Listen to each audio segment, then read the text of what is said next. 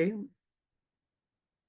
So జేసీఐలో ఈయన Vizag warriors అనే దాంట్లో ఈయన మెంబర్ అండి. తర్వాత ఈయన ISO quality management systems company ఉంటుందండి. ఐఎస్ఓ అంటారు. సో ఐఎస్ఓ సర్టిఫైడ్ ఆడిటర్స్ కంపెనీలో ఈయన one of the certified auditor అండి. నెక్స్ట్ ఈయన అలాగే ఒక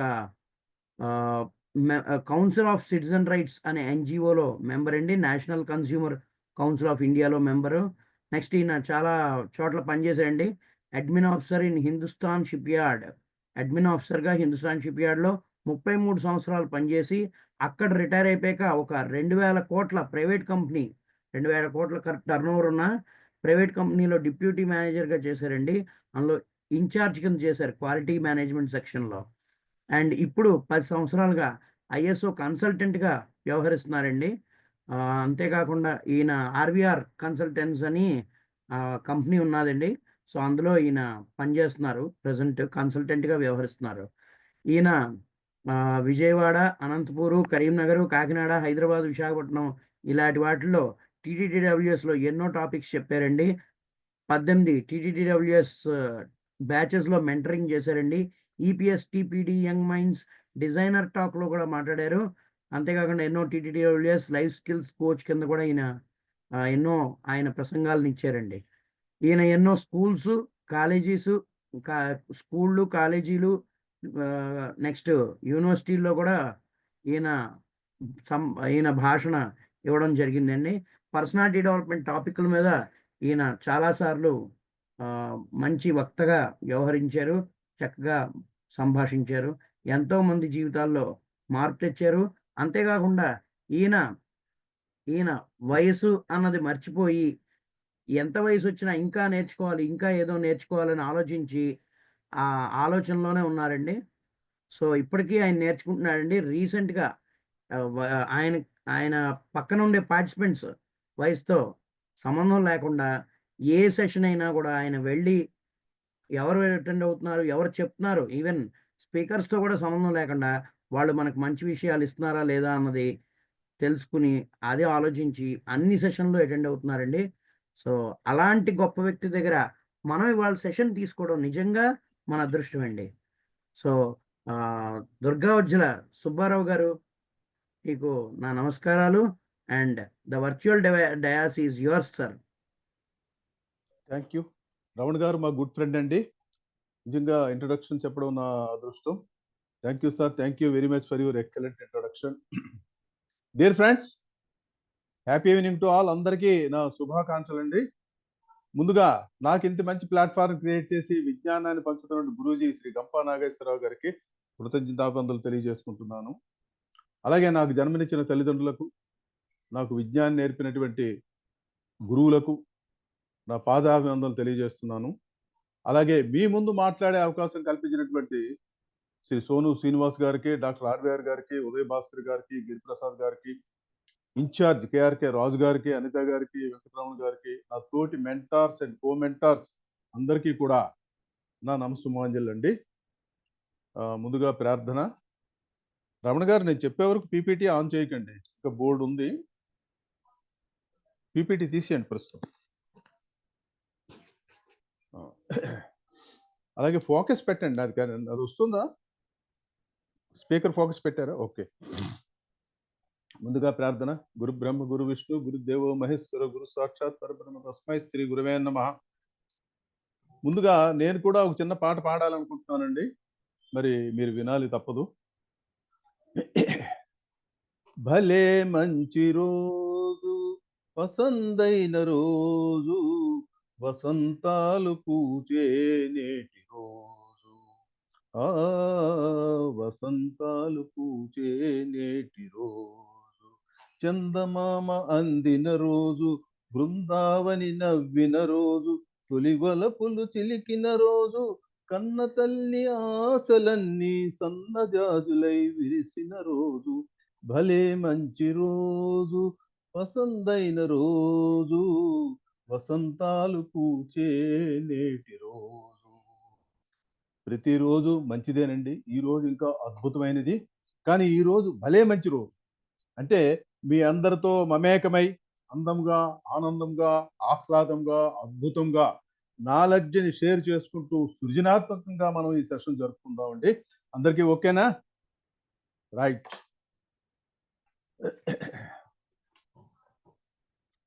ఇప్పుడు మీ అందరికీ ఒక చిన్న క్వశ్చన్ అండి. ఈరోజు సెషను క్రియేటివిటీ. క్రియేటివిటీ అంటే ఏమిటి? మీ పెర్సెప్షన్లో క్రియేటివిటీ అంటే మీనింగ్ మీరేంటి అనుకుంటున్నారు? క్రియేటివిటీ అంటే చెప్పాలి, అందరూ పార్టిసిపేట్ చేయాలి.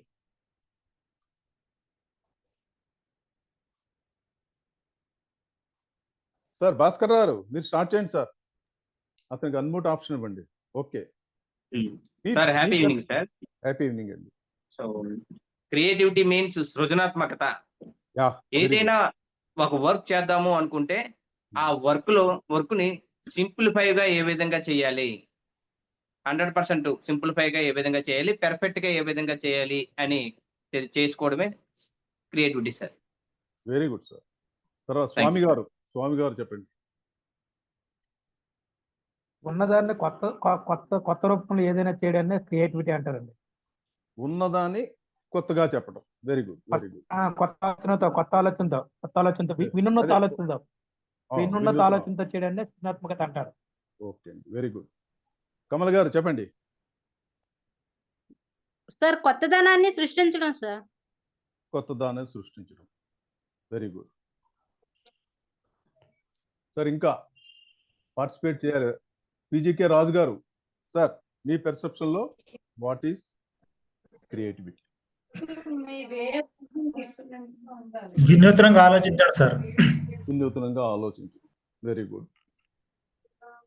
అలాగే శంకర్రావు గారు పార్టిసిపేట్ చేయాలి సార్ అందరూ. Sir happy evening sir. Happy evening అండి. ఉన్నదాన్నే కొత్తగా ఆలోచించడం sir. Very good, very good. నూతనంగా కార్యరూపం దాల్చడం sir. Very good sir. Chiranjeevi garu sir నూతనంగా కార్యరూపం దాల్చడం sir. Very good sir, very good. Lakshman గారు మనకన్నా ఊహల్ని దాన్ని కార్యరూపంగా దాల్చడం సార్. అవును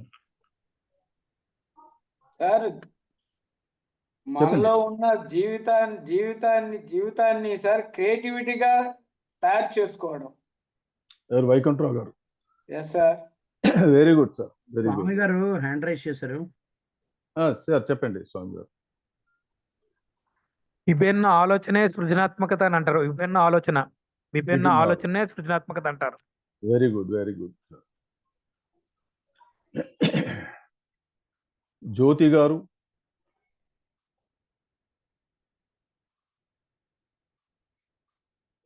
రాజేష్ గారు. విభిన్నంగా చేయడమే సార్.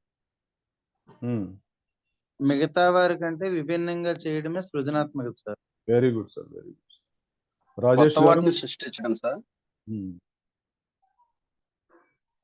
రాజేష్ గారు మీరు వీడియో ఆన్ చేసుకోవాలి. పాత్రో గారు, స్వామి గారు మీరందరూ వీడియో ఆన్ చేసుకుంటే ఎవరేం చెప్తున్నారో నాకు తెలుస్తుంది.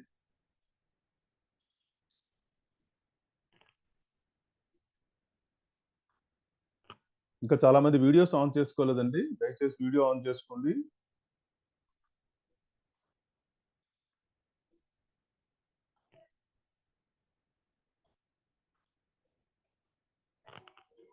రాజేష్ గారు ఉన్నారా మరి? Sir happy evening sir. ఉన్నా సార్. ఓకే అండి, చెప్పండి సార్ మీ పెర్సెప్షన్ లో వాట్ ఈస్ క్రియేటివిటీ?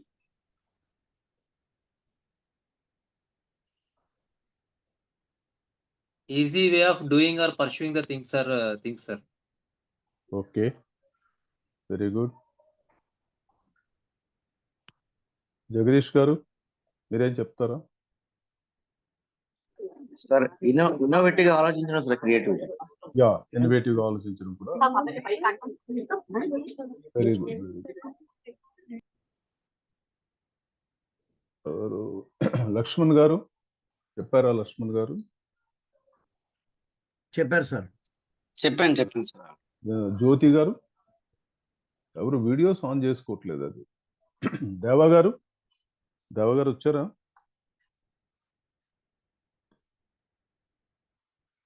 ఓకే. ఇప్పుడు అందరూ కూడా ఇంటరాక్టివ్ సెషన్ ఎలా ఉంటుందంటే అందరూ పార్టిసిపేట్ చేస్తేనే అది బాగుంటుందండి. అంటే ఒక స్పీకరు క్వశ్చన్ అడిగినప్పుడు మీ నుంచి కూడా మేము నేర్చుకోవడం జరుగుతుంది. మా నుంచి మీరు నేర్చుకోవడం కాకుండా మీ నుంచి కూడా మేము కొన్ని నేర్చుకోవడం. కొన్ని మీ నుంచి కూడా మేము నేర్చుకుంటాం. చాలా బాగా చెప్పారు. కొన్ని మీనింగ్స్ మాకు తెలియని మీ దగ్గర నేర్చుకుంటాం. అలాగే క్రియేటివిటీ అంటే ఏంటంటే, అంటే నాకు తెలిసినవన్నీ చెప్తాను నేను. సృజనాత్మకత, డిఫరెంట్‌గా విభిన్నంగా ఆలోచించడం, ఇన్వెన్షన్, ఆవిష్కరణ, think out of the box and new things, new methods, ideas, new thoughts, even old matters in new version. అంటే కొత్తగా చెప్పడం, పాత విషయాల్ని మనం కొత్తగా చెప్పడం, అదే విషయాన్ని ఎంత బాగా చెప్తే యాక్సెప్ట్ చేస్తాం. అలాగే narrate in a beautiful way. తర్వాత problem solving, produce unusual ideas, new imagination, artistic వే.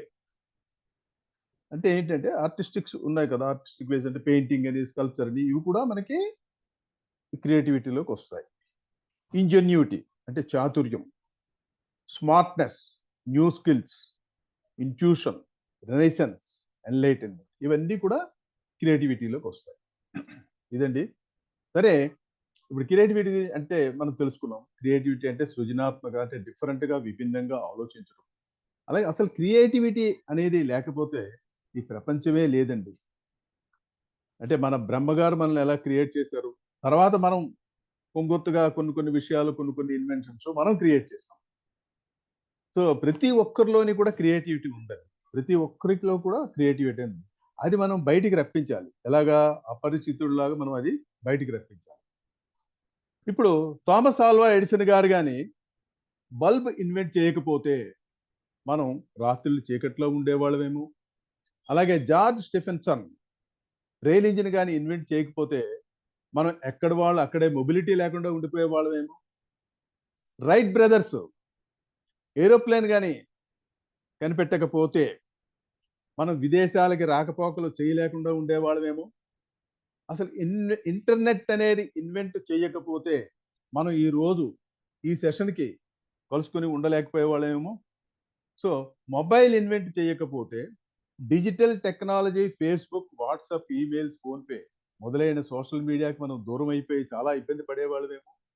ఇంకా చాలా ఇన్వెన్షన్స్ కనిపెట్టినటువంటి శాస్త్రవేత్తలు మానవాళికి చక్కటి సాంకేతిక పరిజ్ఞానాన్ని ప్రసాదించి మన జీవితాన్ని సులభతరం చేశారండి. అంటే మనం ఆ శాస్త్రవేత్తల్ని మనం చాలా మెచ్చుకోవాలి. ఈ సృజనాత్మకత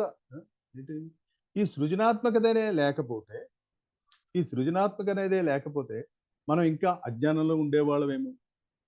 క్రియేటివిటీ అంటే చాలా మంది ఏమనుకుంటారంటే ఒక పెయింటో, ఒక డ్రాయింగో, ఒక మ్యూజిక్కో, ఒక ఆర్టో అనుకుంటారు. అదే కాదండి.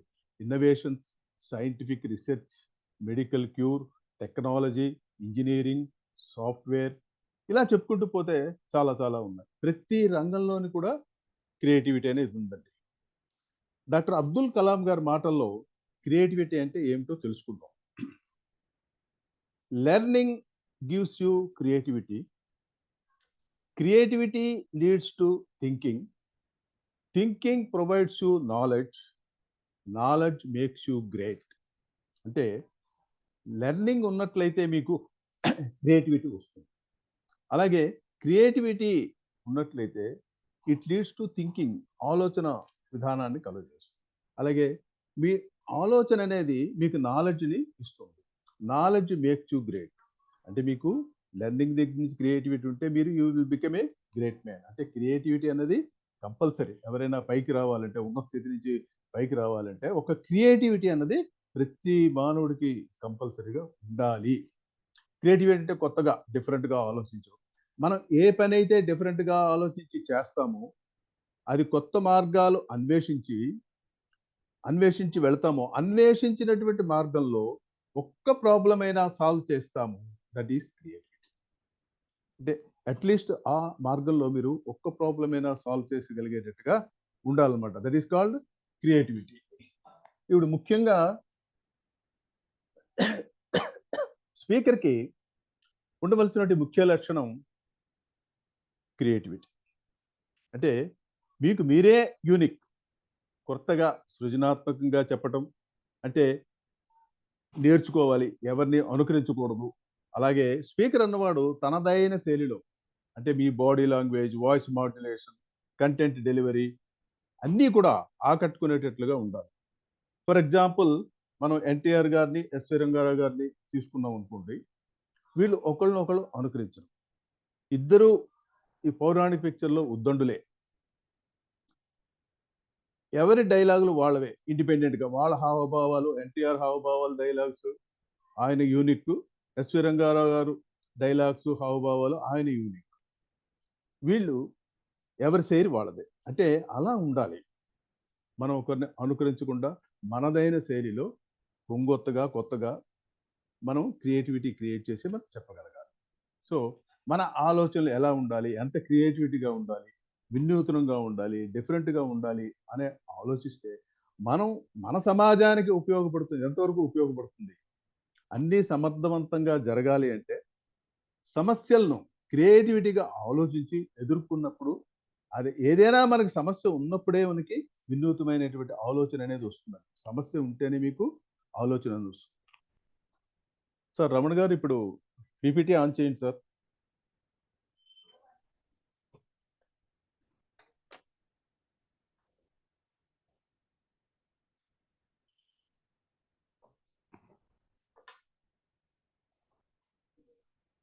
రమణ గారు చెప్పండి సార్. చెప్పండి సార్. పీపీటీ ఆన్ చేయాలి. పీపీటీ షూర్ షూర్, ఇక చేస్తున్నా sir.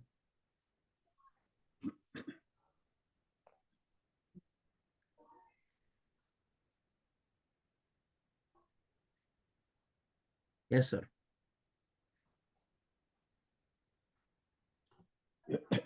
Creative thinking. Next slide ఇవ్వండి. ఇది క్రియేటివ్ థింకింగ్.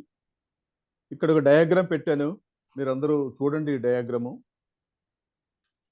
ఎవరైనా ఒకరు చదువుతారా డయాగ్రామ్లో ఏముందో?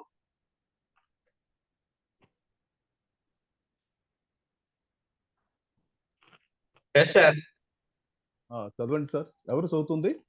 భాస్కర్ సార్. ఓకే అండి, చదవండి సార్.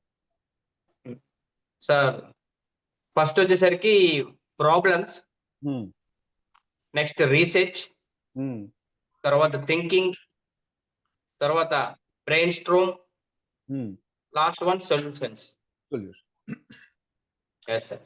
మన క్రియేటివిటీలో ప్రాబ్లమ్ సొల్యూషన్ ఉంది, రీసెర్చ్ అనేది ఉంది, విజన్ అనేది ఉంది, ఐడియాస్ అనేవి ఉన్నాయి, బ్రెయిన్ స్టార్మ్ అనేది కూడా ఉంది. థింకింగ్ ఉంది, బ్రెయిన్ స్టార్మ్ ఉంది, సొల్యూషన్ ఉంది, వే టు సాల్వ్ ప్రాబ్లమ్స్ ఉంది. What, where, when, why, how, ఇవి కానీ మనం అర్థం చేసుకుంటే మన క్రియేటివిటీ ఆటోమేటిక్గా వచ్చేస్తుంది. సో ఇవన్నీ పారామీటర్స్ అన్నమాట creativity. So next slide sir. Ramana గారు.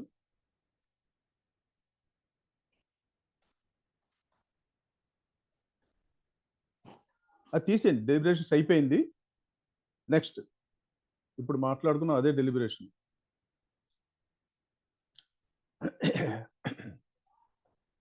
ఈ క్రియేటివిటీ అనేది మన బ్రెయిన్లో ఎక్కడ ఉందో మనం చూద్దాం సార్. మనకి left brain functions, right brain functions already మీరు మెమరీ క్లాస్లో వినే ఉండొచ్చు. అయినా సరే ఒక్కసారి రివ్యూ చేసుకుందాం. లెఫ్ట్ బ్రెయిన్ ఫంక్షన్స్ ఏంటి, రైట్ బ్రెయిన్ ఫంక్షన్స్ ఏంటి. లెఫ్ట్ బ్రెయిన్ ఫంక్షన్స్లోనండి analytical thought, logic, language, reasoning, science and maths, return, numbers, skills, right hand control. Left brain ఎప్పుడు కూడా రైట్ పార్ట్స్లో, రైట్ పార్ట్స్ అన్ని కూడా అది కంట్రోల్ చేస్తుంది. రైట్ బ్రెయిన్ ఎప్పుడు కూడా లెఫ్ట్ పార్ట్స్ అన్ని కంట్రోల్ చేస్తుంది. ఇప్పుడు రైట్ బ్రెయిన్ ఫంక్షన్స్లో ఆర్ట్, అవేర్నెస్, క్రియేటివిటీ, అంటే మనకి రైట్ బ్రెయిన్ ఫంక్షన్, క్రియేటివిటీ ముఖ్యమైన మాట. క్రియేటివిటీలో ముఖ్యమైనది రైట్ బ్రెయిన్ ఫంక్షన్ చేస్తుంది. ఇంట్యూషన్, అంతర్దృష్టి, ఇన్సైట్, హోలిస్టిక్ థాట్ అంటే సమగ్ర ఆలోచన, music, awareness, 3D formats, left hand control. Already చెప్పుకున్నాం. అంటే రైట్ బ్రెయిన్ ఫంక్షన్లో మనకి ఈ క్రియేటివిటీ అన్నది ఉంది. అంటే మనం ఎప్పుడైనా ఆలోచిస్తున్నప్పుడు మనం ఒకసారి రైట్ వైపు ఇలాగా తలెత్తి చూస్తామండి. మీరు ఎప్పుడైనా గమనించండి, మనం ఏదైనా ఆలోచించినప్పుడు కుడి పక్కన మన తల ఇలా ఎత్తి ఆలోచిస్తూ ఉంటాం. That is called right brain function for creativity. Next slide అండి.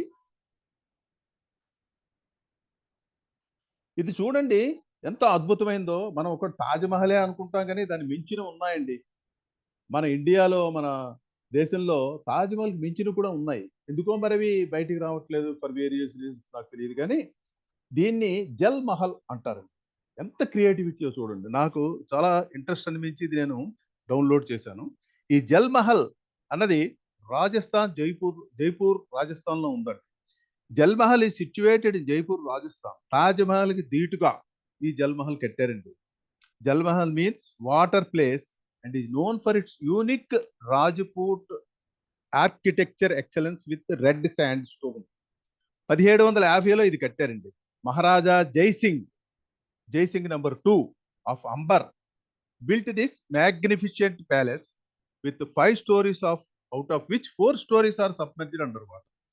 దీని కిందని 4 స్టోరీలు ఉన్నాయండి. పైకి కనిపించేది ఓన్లీ ఒక్క స్టోరీయే. మిగతావన్నీ కూడా అండర్ వాటర్లో ఉన్నాయి. ఈ ఒక్క ఫ్లోరే పైకి ఉందన్నమాట. The monument is protected by government and open for public. ఇది గవర్నమెంట్ తీసుకుంది, గవర్నమెంట్ కంట్రోల్లో ఉంది ఇప్పుడు. అప్పుడు ఈ రాజావారు ఏమైనా సెలబ్రేషన్స్ ఉండేటప్పుడు రాణివారితో కలిపి ఇక్కడికి వచ్చి సెలబ్రేషన్స్ జరుపుకునేవారు. అది దీని ప్రాశస్త్యత. నెక్స్ట్ స్లైడ్ అండి. Positive thinking. ఇప్పుడు ఇంపార్టెంట్ క్యారెక్టరిస్టిక్స్ ఆఫ్ క్రియేటివిటీ గురించి మనం తెలుసుకుందామండి. First of all we should have a positive thinking. మనం ఎన్నో సమస్యలతో సతమతం అవుతూ ఉంటామండి. అంటే ఏ చిన్న ప్రాబ్లం వచ్చినా ఇది ఇంతేనేమో, దీని నుంచి నేను బయటపడలేనేమో, బయటికి రావటానికి మార్గమే లేదేమో, నాకెవరైనా సపోర్ట్ చేస్తే బాగుంటుంది, నాకే ఎందుకు ఈ బాధలు, నాకే ఎందుకు ఈ కష్టం అనేవి ప్రతి ఒక్కరి మనసులోనే ఉంటుందండి. ఇలా జరగటానికి కారణాలు ఏమిటి? ఎందుకు వస్తుంది ఈ సంఘర్షణ? అంటే ఈ నెగటివ్ ఆలోచనలు మన మనసుని నశింపజేస్తాయి. అంటే పాజిటివ్గా ఆలోచించినప్పుడే మనకి క్రియేటివ్ థింకింగ్ అనేది వస్తుంది. ఇప్పుడు మీరు స్టూడెంట్స్ కావచ్చు, ఎంప్లాయీస్ కావచ్చు, బిజినెస్ పీపుల్ కావచ్చు, ప్రతి ఒక్కరిలోని కూడా ఇన్నర్గా మనకున్న ఆలోచనలు ఏమిటంటే ఉన్న ఫీల్డ్ నుంచి మంచి స్థానానికి వెళ్ళాలని మనం కోరుకుంటాం. ఒక గుర్తింపు ఉండాలని మనం కోరుకుంటాం. ఇలా అనుకున్నప్పుడు మనం అవుట్ స్టాండింగ్ పెర్ఫార్మెన్స్ అనేది ఇవ్వాలండి. ఒక దీపానికి ఆయిల్ ఎంత అవసరమో మనకు లైఫ్లో ఒక గుర్తింపు రావాలంటే ఈ క్రియేటివిటీ అన్నది ఒక ఆయిల్ లాంటిది. నెక్స్ట్ అండి, ప్యాషన్ ఆన్ యువర్ ఫీల్డ్. అంటే మీరు ఏ పని అయితే మీరు చేయాలనుకుంటున్నారో అది చదువు కావచ్చు, జాబ్ కావచ్చు, బిజినెస్ కావచ్చు, దాని మీద మీకు ఇంట్రెస్ట్ అనేది ఉండాలండి, ప్రేమ అనేది ఉండాలండి. అందుకే అంటారు చదువుతున్నప్పుడు కష్టపడి కాదు ఇష్టపడి చదువు అంటారు. ఆ పని నేను చేయగలననే సెల్ఫ్ కాన్ఫిడెన్స్ అనేది మీకు ఉండాలి. Yes I can do it, yes I will do it అనాలి అనేటువంటి స్ట్రాంగ్ డిజైర్ విత్ డిటర్మినేషన్తో ఉండి స్టార్ట్ చేయాలి. ఎప్పుడైతే మనం త్రికరణ శుద్ధిగా చేస్తామో మనకి ఆకలి అలసట అనేది తెలియదండి. తర్వాత గ్రౌండ్ వర్క్ అంటే ప్లానింగ్ అనమాట అండి. అంటే మనం రిసోర్సెస్ చూసుకోవాలి, ఆ పనికి తగినటువంటి బుక్స్ చదవాలి, ఆ పాయింట్స్ నోట్ చేసుకోవాలి, ఆ ఫీల్డ్లో ఎక్స్పీరియన్స్ ఉన్న వాళ్ళతో కలిసి సలహాలు తీసుకోవాలి. అంటే మిగతా మాధ్యమాలు కూడా చూడాలి, లైక్ గూగుల్, ఫేస్బుక్ ద్వారా సమాచారాన్ని సేకరించాలి, ఎనలైజ్ చేయాలి, రీసెర్చ్ చేయాలి, ప్లాన్ చేయాలి. అన్నిటికన్నా ముఖ్యమైనది టైం మేనేజ్మెంట్ కూడా పాటించాలి. అంటే మనకి ఆ క్రియేటివ్ దీనికి రావాలి, ఆ సృజనాత్మక రావాలంటే ఇవన్నీ పాటించాలి మనం. అంటే ఇప్పుడున్న ప్రజెంట్ సిచ్యువేషన్లోనండి 90% ఎంప్లాయీస్ వివిధ రకాల కారణాల వల్ల జాబ్ సాటిస్ఫాక్షన్ లేకుండా ఉంటున్నారు. అంటే వాళ్ళకి ఒక క్రియేటివిటీ ఉండదండి. ఒక రంగా దీనికి కారణం పేరెంట్స్ అండి. పేరెంట్స్ ఏం చేస్తారంటే ఇంటర్లో చదువుతున్నప్పుడు అబ్బాయిని నువ్వు బైపీసీ తీసుకుంటే డాక్టర్ అవుతావు, నువ్వు ఎంపీసీ తీసుకుంటే ఇంజనీర్ అవుతావు, నువ్వు డాక్టర్ అయినా ఇంజనీర్ అయినా లైఫ్లో సెటిల్ అయిపోతావు. అంటే ప్రపంచంలో ఈ రెండే పోస్టులా ఇంక లేవా అండి? డాక్టర్, ఇంజనీర్ తప్ప ఇంక లేవా? కానీ ఆ అబ్బాయికి ఒక చార్టెడ్ అకౌంటెంటో లేకపోతే ఒక ప్రొఫెసరో ఇంకేదైనా కావాలనుకున్నాడు అనుకోండి, అతని కోరికలు అణిచివేసి బలవంతంగా పేరెంట్స్ నువ్వు ఇదే చెయ్యాలి అని రుద్దటం వల్ల దాని మీద అతనికి అయిష్టత అనేది ఏర్పడుతుందండి. దాని చదువుకు అతను దానికి సంబంధించినటువంటి జాబ్ చేయడం ఆయనకి ఇష్టం లేదు. అంటే అతని ఇష్టాలకి మన ప్రాధాన్యత ఇవ్వాలి కదండి. అలా ఇచ్చినట్లయితే ఆయన లైఫ్లో బాగా ఎదుగుతాడు. అతనికి ఏంటి ఇంట్రెస్ట్ ఉందో అది అడగాలి మనం. నువ్వు ఇంజనీర్ అయిపో, నువ్వు డాక్టర్ అయిపో, ఈ రెండేనా లేవా ప్రపంచంలో. అలాగే సాటిస్ఫాక్షన్ లేని ఎంప్లాయీస్ కూడా ఉంటారు కదా, వాళ్ళకి సాటిస్ఫాక్షన్ లేని ఎంప్లాయీ ఏం చేస్తాడు? కళ్ళకి గంతలు కట్టినట్టుగా డ్యూటీకి వచ్చామా, ఏదో విధంగా పని పూర్తి చేస్తున్నామా, జీతం తీసుకుంటున్నామా, ఫ్యామిలీని చూసుకుంటున్నామా అనే విధంగా ఉన్న వాళ్ళకి క్రియేటివిటీ అన్నది అస్సలు ఉండదండి. అంటే నేను చేసే పనికి న్యాయం చేస్తున్నానా అని ఆలోచించి ఎక్సలెంట్గా క్రియేటివిటీగా మీరు చేస్తే మీ బాసు మన్ననలు పొంది మీరు ప్రమోషన్ కూడా తీసుకోవచ్చు. మనం ఏ పని చేసినా ఎక్సలెంట్గా చేయాలనేటువంటి ఇది మనం ఉండాలండి. ఫర్ ఎగ్జాంపుల్ ఒకసారి తనికెళ్ళి భరణి గారు ఒక హోటల్కి వెళ్తారు, డైరెక్టర్ తీసుకొని, సినీ డైరెక్టర్ తీసుకెళ్ళినప్పుడు వాళ్ళు ఒక టిఫిన్ ఆర్డర్ చేస్తారు. ఆర్డర్ చేసినప్పుడు ఈ పొరపాటున ఇతని గ్లాస్ తగిలి కింద పడిపోతుంది. వెంటనే అక్కడ సర్వ్ చేసే అతను సర్వర్ వచ్చి నీట్గా ఒక్క గాజు ముక్క కూడా మిగలకుండా చక్కగా తీసి దాన్ని అంతా తుడిచి నీట్గా క్లీన్ చేస్తారు. తీసిన తర్వాత టిఫిన్ తీసుకొస్తారు. టిఫిన్ తీసుకుంటే చిన్న చిన్న తొక్కులు అవి పడతాయి కదండి, మిరపకాయలు అంటే అలా, అవి కూడా తను తీసి నీట్గా ఒక్కటి కూడా ఉంచకుండా చాలా పెర్ఫెక్ట్గా చేస్తారు, ఎక్సలెంట్గా. అప్పుడు ఆ డైరెక్టర్ అంటాడు, చూసారా అతను ఎంత సృజనాత్మకంగా, ఎంత క్రియేటివిటీగా, ఒక్క పిసరు కూడా ఎక్కడ డ్రాప్ లేకుండా ఎంత బాగా క్లీన్ చేస్తాడు అని ఆయనకి ఆఫర్ కూడా ఇస్తాడు. అయ్యా నువ్వు మా దాంట్లో జాయిన్ అవుతావా, మా ఆఫీస్ బాయ్గా వస్తావా అని. సో అంటే అంత ఎక్సలెంట్గా చేసాడు అనమాట ఆ అబ్బాయి. సో అతన్ని అట్రాక్ట్ అయ్యారు.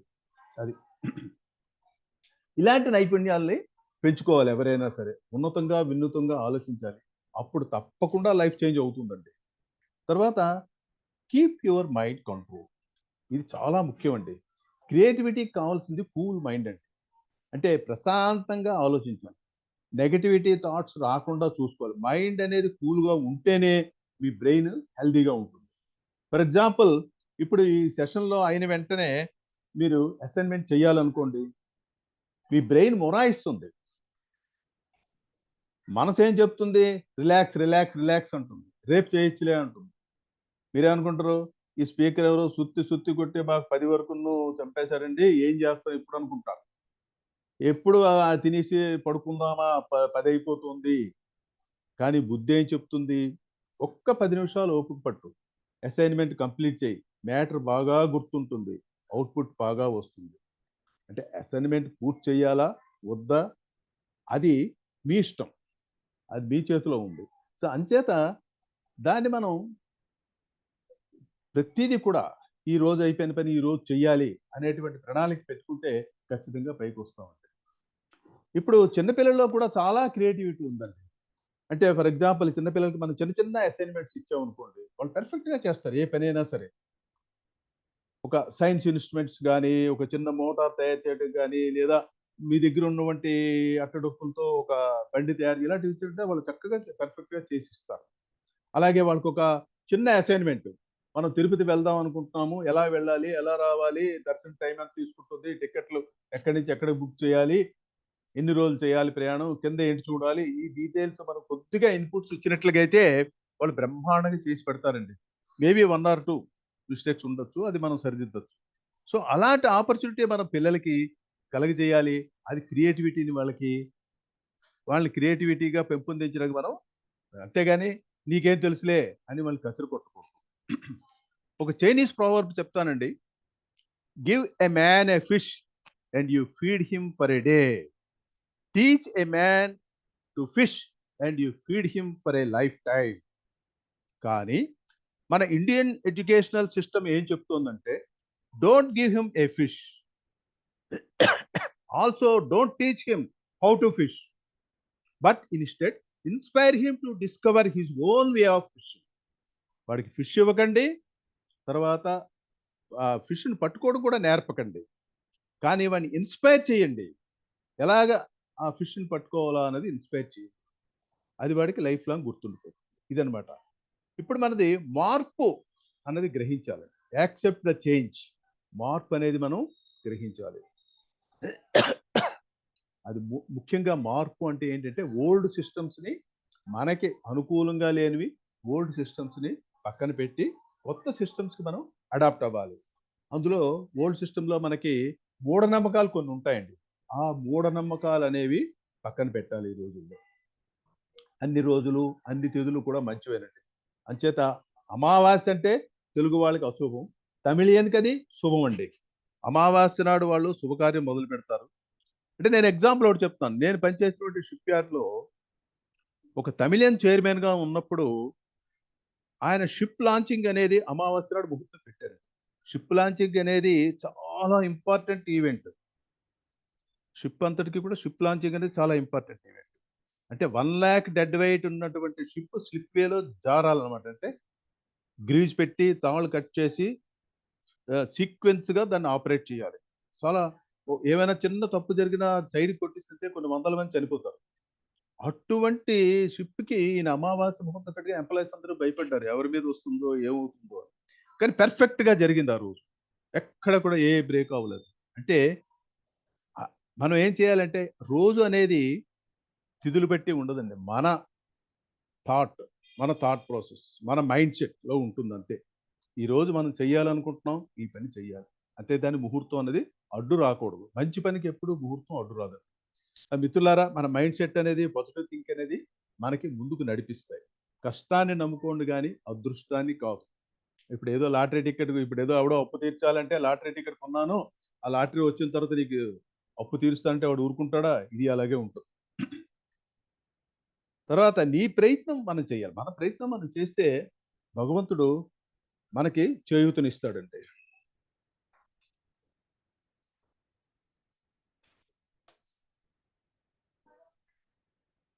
నెక్స్ట్ స్లైడ్ అండి.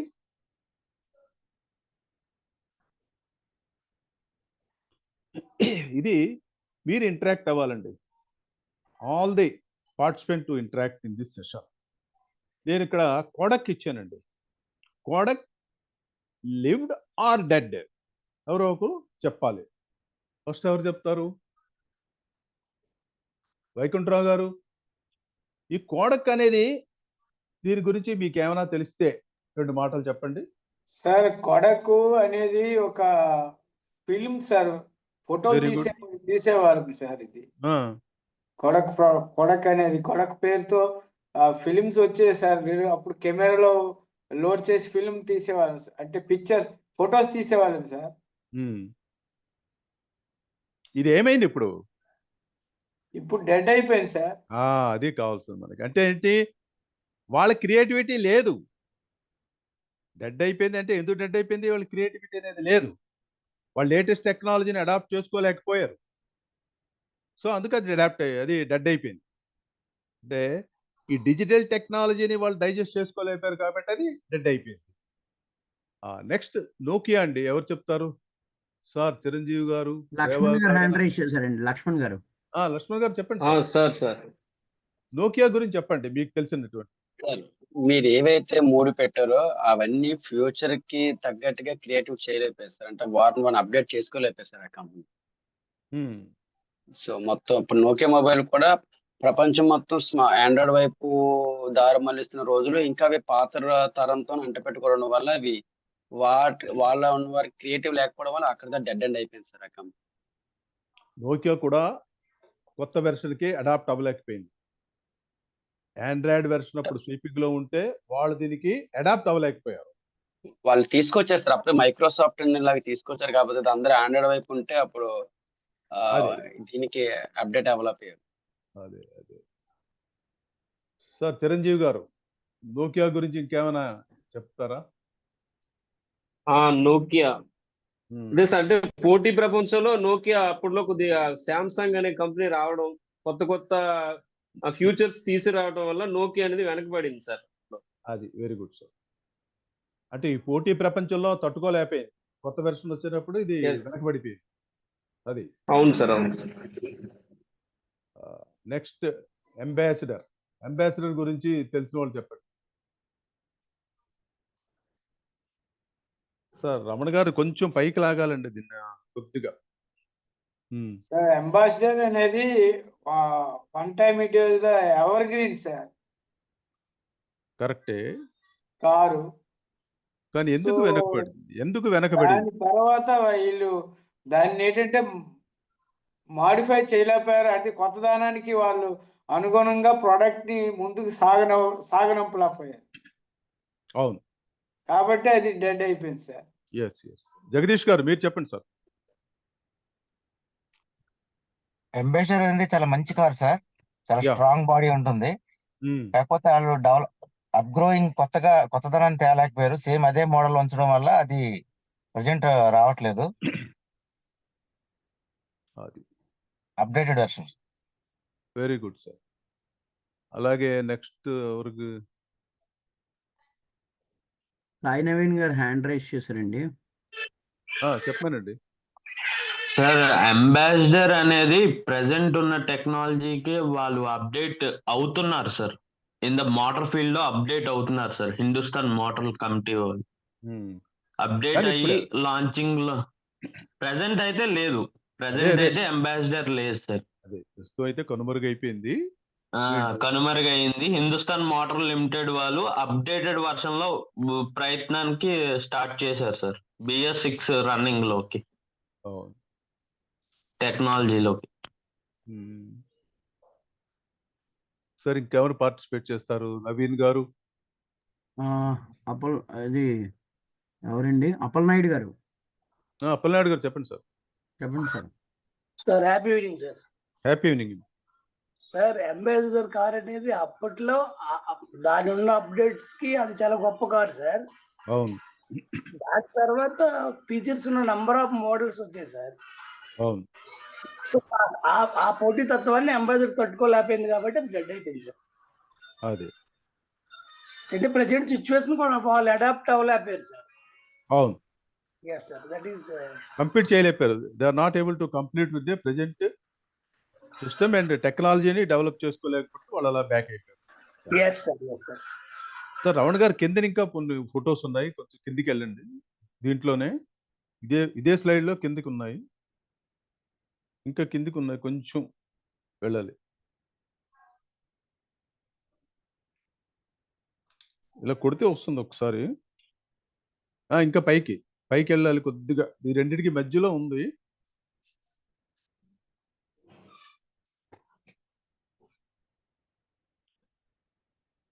అదేంటంటే నెక్స్ట్ శాంసంగ్ అండి. శాంసంగ్ గురించి ఎవరు చెప్తారు? సార్ భాస్కర్ గారు మీరు చెప్పండి. శాంసంగ్ సార్ రవణ సార్, సైడ్ బ్లాక్ ఇది డౌన్ చేయండి సార్, వస్తుంది. అది ఉండిపోయింది, కిందకి ఉండిపోయింది. అంబాసిడర్ కార్ తర్వాత కిందకి ఎందుకు ఓపెన్ అవట్లా? అందులో ఇంకా 2-3 స్లైడింగ్ సైడ్ ది ఇది స్క్రోల్ చేస్తే వస్తుంది సార్. కొద్దిగా స్క్రోల్ చేయండి. సైడ్ స్క్రోల్ చేయండి. బ్యాక్ వెళ్ళి సైడ్ స్క్రోలింగ్ చేస్తే వస్తుంది. ఈ సైడ్ నుంచి ఇలా ఇంకా స్క్రోల్ చేయాలి ఇక్కడ. అలా ఉంచి స్క్రోల్ చేయండి. స్క్రాలింగ్ ఆప్షనే లేదు సార్ ఇక్కడ. ఓకే సరేనండి. అదే శాంసంగ్ గురించి చెప్పండి సార్ మీరు. శాంసంగ్ సార్ నమస్తే సార్. శాంసంగ్ అనేది కూడా మొబైల్ కంపెనీ నాకు తెలుసు సార్. ఇంతకు ముందు శాంసంగ్ కంపెనీ వచ్చిన స్టార్టింగ్ లోని మొబైల్ పైన ఉన్నటువంటి టాప్ ఓపెన్ చేసి ఓపెన్ టాప్ మోడల్ ఉండేదండి, చాలా బాగుండేది. ఆ తర్వాత కాలానుగుణంగా ఇన్నోవేషన్ లో డే టు డే టెక్నాలజీలోని అది పోటీ తట్టుకోలేక అది కూడా దాదాపు కనుమరుగైంది సార్.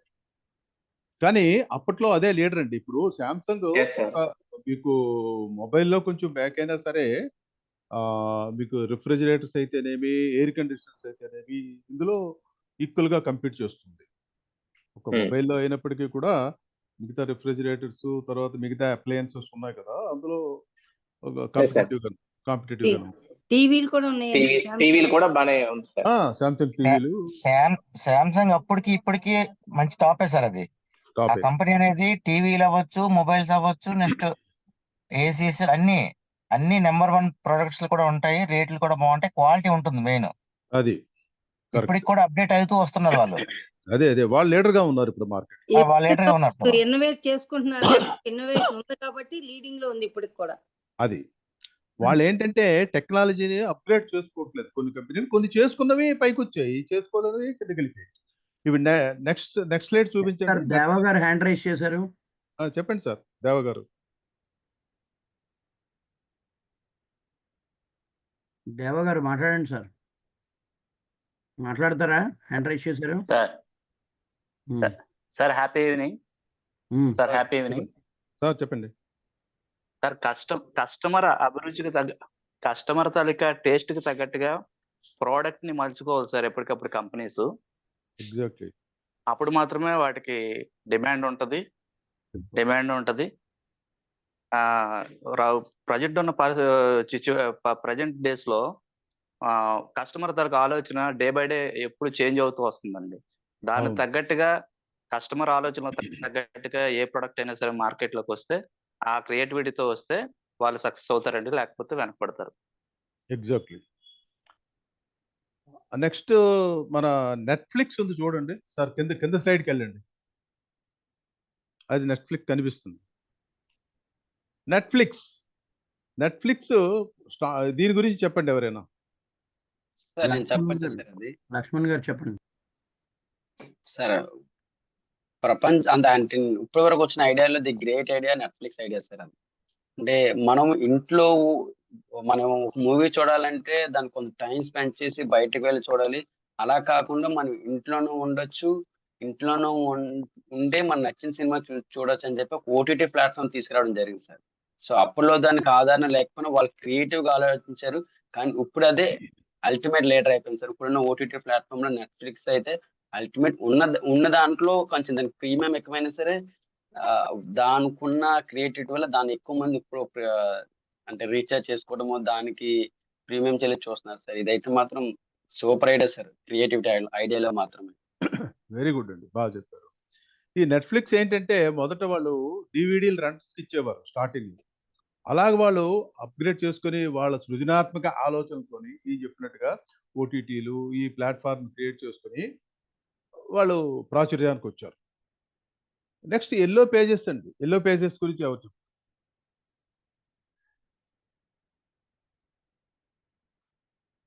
సార్ రాజు గారు మీరేమైనా చెప్తారా?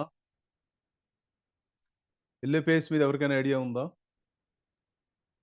ఇప్పుడు వచ్చి వినేమనలేదు సార్, ఎవరైనా చెప్తే వినాలి సార్. నాకు కూడా సార్ నేను చెప్పొచ్చా? చిరంజీవి గారు చిరంజీవి గారు ముందు వాళ్ళ ఛాన్స్. ఇప్పుడు చిరంజీవి గారు చెప్పండి. ఇప్పుడు వెళ్ళలేదు సార్. ఈ ఎల్లో పేజెస్ అనేది ఇప్పుడు వెళ్ళలేదు సార్. అయ్యో వినలేదా మీరు? మీకు పూర్వం బిఎస్ఎన్ఎల్ టెలిఫోన్స్ ఉంటే గుర్తుందా? BSNL telephones. అవును సార్. బిఎస్ఎన్ఎల్ ల్యాండ్ లైన్ ఉన్నప్పుడు మనకి ఒక డైరెక్టరీ ఇచ్చేవారు. ఆ డైరెక్టరీలో ఎల్లో పేజెస్. అవునండి. ఎల్లో పేజెస్ అంటే ఏంటంటే ఎక్కడెక్కడ బిజినెస్ పీపుల్ అందరివి కూడా వాళ్ళు క్రోడీకరించి ప్రతి ఆర్గనైజేషన్ కి వెళ్ళి అడ్వర్టైజ్మెంట్ తీసుకుని వాళ్ళ పేరు, వాళ్ళ ఫోటో, వాళ్ళ కంపెనీ ప్రొఫైల్ అంతా రాసి ఒక మోర్ దాన్ మన డైరెక్టరీ 50% అయితే ఎల్లో పేజెస్ 50% ఉంటుంది. సో మనకి ఏదైనా అవసరం అయితే ఆ ఎల్లో పేజెస్ రిఫర్ చేసుకునేవాడు.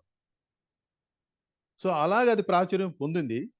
ఇప్పుడు ఏంటంటే ఆ టెలిఫోన్ డైరెక్టర్ లేదు, బిఎస్ఎన్ఎల్ కూడా పడిపోవడంతో ఆ టెలిఫోన్ డైరెక్టర్ లేదు. కానీ వాళ్ళు స్టిల్ ఎల్లో పేజెస్ వెళ్ళి ఏంటంటే అడ్వర్టైజ్మెంట్ ఏజెన్సీలో ఉన్నారు వాళ్ళు. ఎక్కడెక్కడ హోర్డింగ్స్ పెట్టడము, అడ్వర్టైజ్మెంట్ చేయటము, ఈ ఫీల్డ్లో వాళ్ళు ఇంకా కొనసాగుతోంది. అంటే వాళ్ళు పూర్తిగా డెడ్ అయిపోలేదు, but they are still continue. Very good sir. Next Amazon గురించి ఎవరు చెప్తారు? Amazon the leading marketing sir. ఎవరు మాట్లాడుతున్నారు? Jagadish Patnaik sir. Oh very good, చెప్పండి సార్. అమెజాన్ అనేది ఆన్లైన్ మార్కెటింగ్ సార్ అది. అవును. అమెజాన్ వల్ల చాలా మందికి లైఫ్ కూడా వస్తుంది. అందరూ కూడా ఎవరైనా సరే ప్రొడక్ట్లు అమ్ముకోవాలంటే అమెజాన్ ద్వారా అమ్ముకోవచ్చు. అవును. దాన్ని బీట్ చేయడానికి ఎవరు రాలేకపోతున్నారు సార్ ప్రెసెంట్ అయితే. Correct sir. అమెజాన్ అనేది ఇద్దరు వ్యక్తులు కలిసి ఒక బుక్స్ అమ్మేవారు సార్. మామూలుగా స్టార్టింగ్ లో ఒక రూమ్ రెంట్ తీసుకొని సో వాళ్ళు ఏం చేశారంటే స్టార్టింగ్ లో చాలా కష్టంగా గడిచేది వాళ్ళకి. అసలు ఈ రోజుల్లో ఫోన్ చేసి బుక్స్ డెలివరీ చేయించుకోవడం అనేది ఇంపాసిబుల్ అప్పుల్లో. కానీ వాళ్ళు ఏం చేస్తారంటే ఆలోచన క్రియేటివ్ ఇంకా బుక్సే కాదు, ఇంకా చాలా ఐటమ్స్ మన దగ్గర ఉంటే చాలా మంది షాపింగ్ చేసి కొనుక్కోకపోవచ్చు, వాళ్ళ టైం సెట్ అవ్వకపోవచ్చు అని చెప్పి ఇలాగ ఆన్లైన్ డెలివరీ పెట్టారు సార్. ఆ రోజు వాళ్ళు తీసుకునే క్రియేటివ్ ఐడియా ఈ రోజు ప్రపంచంలో టాప్ 1 నంబర్ 1 ధనవంతుల లిస్ట్ లో అమెజాన్ అతను జస్ట్ బేస్అప్ అనుకుండా ఈరోజు నంబర్ 1 ఉన్నారు. రియల్ గా అది ఆ థాట్ ఇప్పటికి మనకెందుకు రాలేదు అనిపించేది సార్. అప్పుడు కొత్తగా వచ్చిన క్రియేటివ్ ఐడియా ఆ ఐడియాస్ లో. కానీ నిజంగా గ్రేట్ ఐడియా సార్ అదైతే మాత్రం. గ్రేట్ అండి, గ్రేట్. అమెజాన్ ఇస్ గ్రేట్, ఒప్పుకుంటున్నాను. సార్ జగదీష్ గారు, మీరు కూడా ఇంటరాక్ట్ అవ్వండి సార్. సార్ చెప్పాను సార్, అదే నేను కూడా చెప్పాను సార్. చెప్పేశారా? Okay okay. ఫస్ట్ చెప్పాను సార్ నేనని. స్వామి గారు, కమల గారు హ్యాండ్ రైజ్ చేశారండి. చెప్పండి సార్, చెప్పండి. సార్ చెప్పండి సార్. స్వామినండి. సార్ అమెజాన్ అంటే మిగతా పెద్ద పెద్ద కంపెనీలతోని టైఅప్ అవడం సార్. అవును. అవి ఏంటంటే డోర్ టు డోర్ డెలివరీలు చేయడం అది కొంచెం అంటే ఇంకొక కంపెనీ చేరనీయకుండా అందుబాటులో ఉంటుంది సార్. వాళ్ళు ఏం చేస్తారంటే ఇంకో కంపెనీ ద్వారా డైరెక్ట్ గా మనం పంపించేస్తారు. వాళ్ళు ఏంటంటే పోస్ట్ మ్యాన్ బిజినెస్ అంతే. అక్కడ అవును సార్. ఆ యొక్క కామోడిటీస్ అన్ని ఒక దగ్గర వాళ్ళ దగ్గర ఉంటాయి. ప్లస్ వాళ్ళు ఏంటంటే ఏ కంపెనీ తక్కువ ఇస్తుందో ఆ కంపెనీకి చెప్పేసి ఫలానా వారు డోర్ డెలివరీ చేసేస్తారు. Amazon is the leader, world leader అండి. ఇప్పుడు ప్రెజెంట్ డే సినారియోలో Amazon is a world leader. What is in your mind is in my store, what is in your mind is in your store. అలాగే వాళ్ళు ఏంటంటే గోమూత్రం దగ్గర నుంచి, పేడ పిడకల దగ్గర నుంచి, చీపుళ్ళ దగ్గర నుంచి మీకు ఇంచుమించు అన్ని రిఫ్రిజిరేటర్లు ఏమైతే మీరు ఏది అడిగినా సరే వాళ్ళ దగ్గర లేదని చెప్పరు. It's a world leader, world leader Amazon అన్నది. అది వెరీ గుడ్ అండి, అందరూ బాగా పార్టిసిపేట్ చేశారు. I'm very happy. Next slide అండి. సో క్రియేటివ్ థింకింగ్ స్కిల్స్ మనం కొద్దిగా తెలుసుకుందామండి. What is our creative thinking skills అంటే సృజనాత్మకంగా కొత్తగా ఎలాగా ఆలోచించడం, ఏ పని అయితే డిఫరెంట్గా ఆలోచిస్తామో అన్వేషిస్తామో అన్వేషించినటువంటి మార్గంలో ఒక ప్రాబ్లం అయినా మీరు సాల్వ్ చేసినట్లయితే that is called creative thinking. నేను ఒక చిన్న స్టోరీ చెప్తానండి, ఎక్కువ టైం తీసుకోను. ఒక సంబంధం అని ఒక డ్రైవర్ ఉన్నారండి చెన్నైలో. అలాగే వర్మ అని బాంబే నుంచి ఒక బిజినెస్ మ్యాన్ చెన్నై రావడం జరుగుతుంది. చెన్నై దిగిన తర్వాత అతనికి ఒక కాల్ వస్తుంది. సార్ ఈరోజు మీకు కారు పంపించలేకపోతాం, త్రోవలో బ్రేక్ డౌన్ అయింది, ఇంకో కారు పంపమంటారా? అతను అన్నాడు, నువ్వు ఇంకో కారు పంపేట నాకు 1 అవర్ పడుతుంది, ఇక్కడ నేను ఎవరిదో ట్యాక్సీ తీసుకొని నేను వెళ్ళిపోతాను, డోంట్ సెండ్ ఎనీ కార్ అని. బయటకు వచ్చిన తర్వాత ఈ సెర్చింగ్ ఫర్ ఏ డ్రైవర్. కొద్ది దూరంలో ఒక అతను వైట్ డ్రెస్ వేసుకొని, ఇన్సర్ట్ చేసుకొని, బ్లాక్ బెల్ట్ వేసుకొని, నల్లటి ఇదే బ్లాక్ షూ వేసుకొని, చక్కగా హెయిర్ గ్రూమ్ చేసుకొని, క్యాప్ పెట్టుకొని నించుంటాడు. ఇతను బహుశా మంచి డ్రైవర్ అయి ఉంటాడని చెయ్యి ఊపుతాడు. వెంటనే ఈ సంబంధం అతను అతని దగ్గరికి వస్తాడు. సార్ నేనే డ్రైవర్ని, ట్యాక్సీ డ్రైవర్. ఓకే, నాకు ఫలానా తాజ్ హోటల్కి అర్జెంటుగా తీసుకుని వెళ్ళాలి. రండి సార్ అంటాడు. అతని దగ్గర సూట్ కేసు తీసుకుంటాడు, కారు దగ్గరికి తీసుకెళ్తాడు. తన జేబులో ఉన్న శానిటైజర్ తీసి ఆ హ్యాండిల్ మీద, తర్వాత ఆ సూట్ కేసు మీద లోన కూడా స్ప్రే చేస్తాడు. అతను డోర్ తీసి లోన కూర్చోబెడతాడు. కూర్చోబెట్టి తన ముందు సీట్లో కూర్చుని, సార్ కెన్ ఐ స్టార్ట్ అని అడుగుతాడు. ఎస్ యూ కెన్ స్టార్ట్ అంటాడు. ఇప్పుడు కొంత దూరం వెళ్ళిన తర్వాత ఇతనికి వాటర్ బాటిల్ అవసరం వస్తుంది, దాహం వేస్తుంది అనమాట. అప్పుడు అంటాడు, ఒక పాన్ షాప్ దగ్గర ఆపి ఒక బాటిల్ తీసుకొని ఆయన అంటాడు. లేదు సార్, నా దగ్గర కొత్తగా కిన్లే బాటిల్ ఉంది, ఇది మీరు సీల్డ్ బాటిల్ మీరు తీసుకోవచ్చు అంటాడు. ఓకే వెరీ గుడ్ అంటాడు, తీసుకుంటాడు. ఇంకొంచెం దూరం పోయాక, నాకు న్యూస్ పేపర్ కావాలయ్యా అర్జెంటుగా, ఇక్కడ ఏం జరుగుతుందో విశేషాలు తెలియాలి, నేను బిజినెస్ మీట్కి వెళ్తున్నాను కదా, సో ఇమీడియట్గా నాకు న్యూస్ పేపర్ పట్టరా అంటాడు.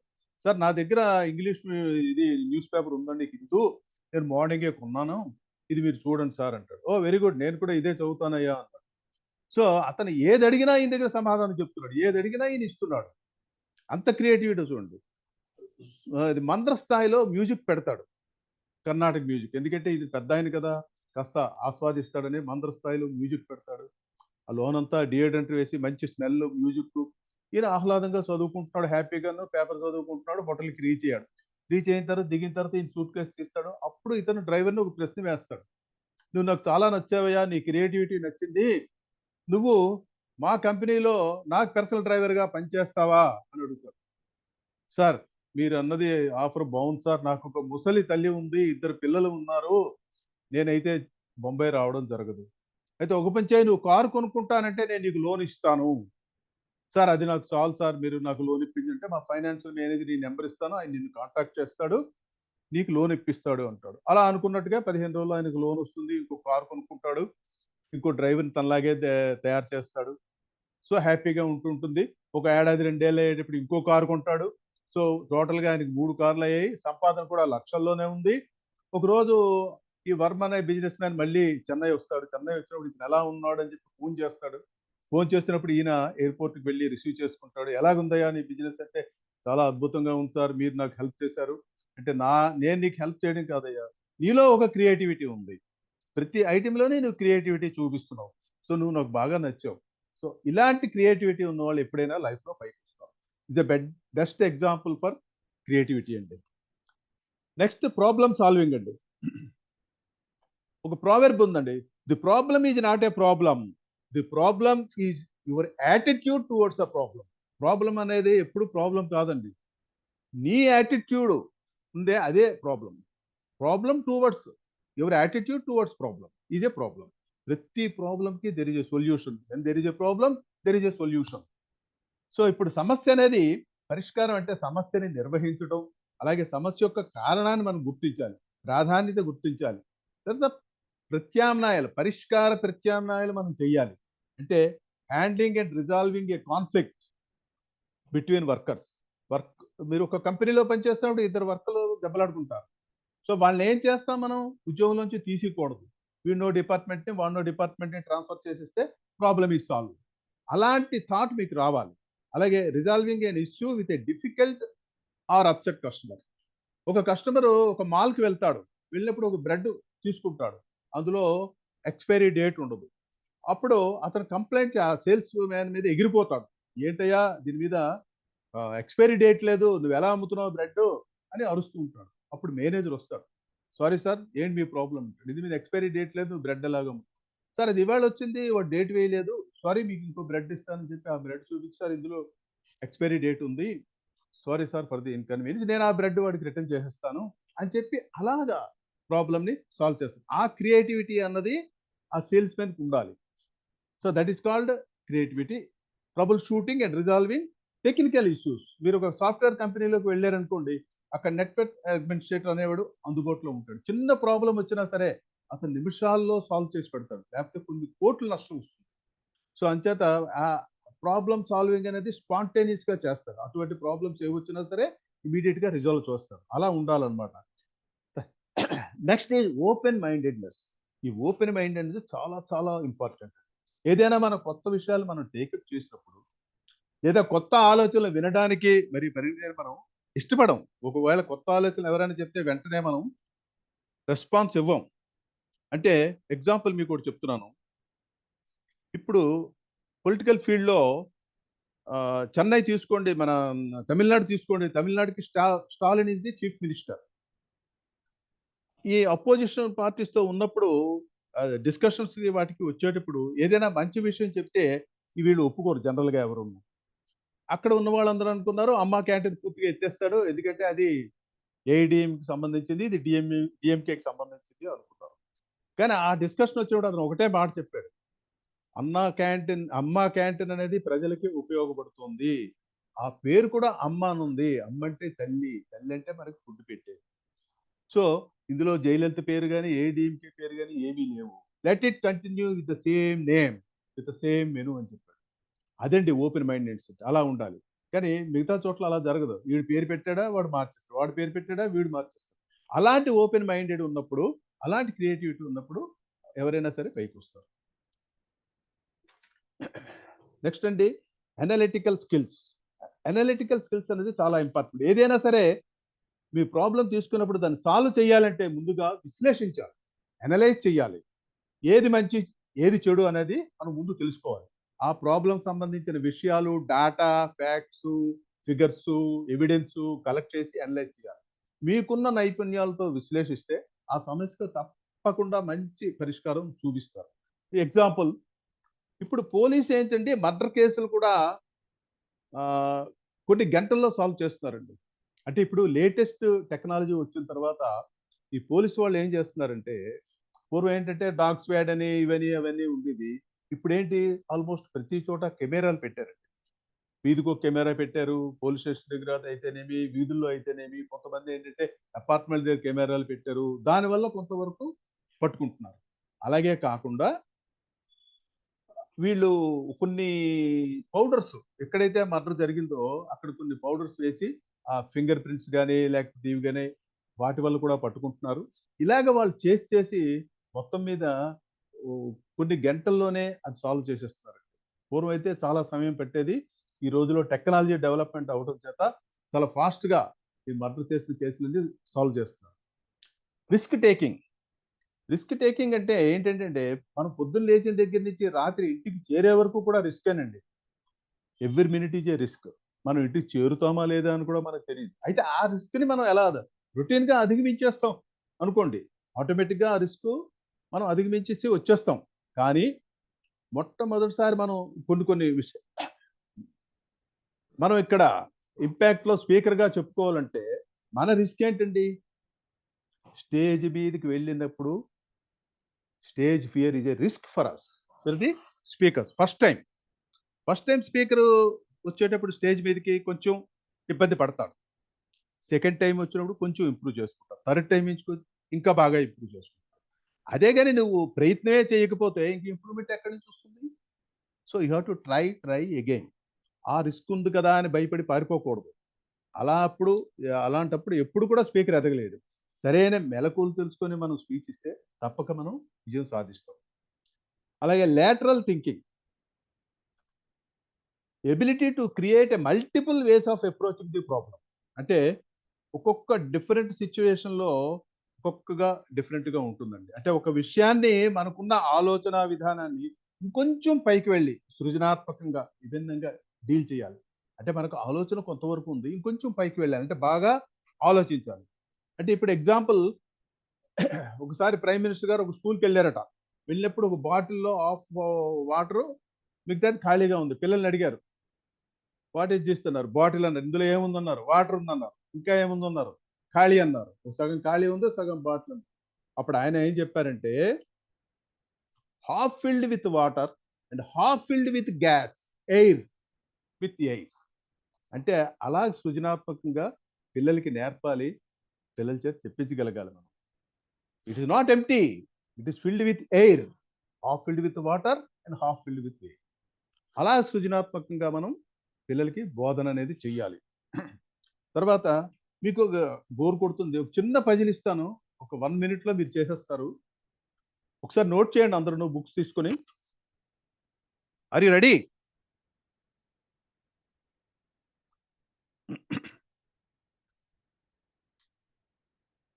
One is equal to 5, 2 is equal to 10, 3 is equal to 15, 4 is equal to 20, 5 is equal to how much? మళ్ళీ అగైన్ రిపీట్ చేస్తాను. 1 is equal to 5. 25. ఎవరు చెప్పారు 25? 25 సార్. ఎవరు చెప్పారు 25 అని? సార్ నేను కమలా. అందరూ చెప్పారు సార్. అందరూ చెప్పారు. కానీ 25 is not correct sir. 5 is correct. ఎందుకంటే ఫస్ట్ మీరు చూడండి, 1 is equal to 5 అన్నప్పుడు 5 is equal to 1 కదా. ఏమండి? 1 is equal to 4. వినండి, 1 is equal to 5 అని చెప్పాను మొదట. Hello, here me. 1 is equal to 5 అని చెప్పినప్పుడు లాస్ట్ లో 5 is equal to 1 ఎందుకు అవుతుంది? అవుతుంది కదా. This is a puzzle. So మనం సృజనాత్మకంగా ఆలోచించే కొంచెం టైం ఇవ్వాలి, వెంటనే చేసికూడదు. అందరికీ తెలుస్తుంది 5 is equal to 25 అనే ఆన్సర్ ఈజీగా వచ్చేస్తుంది. అది కాదు అక్కడ కావాల్సింది.